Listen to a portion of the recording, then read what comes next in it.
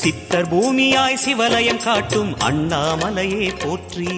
சிவ ஓம் நம சிவாய. பக்தர் நெஞ்சினை சிவமயமாக்கும் சிவபெருமானே போற்றி. ஹர ஓம் நம சிவாய.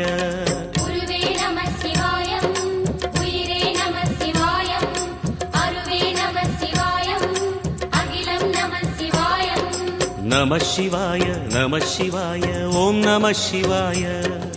நம சிவாய நம சிவாய ஓம் நம சிவாய.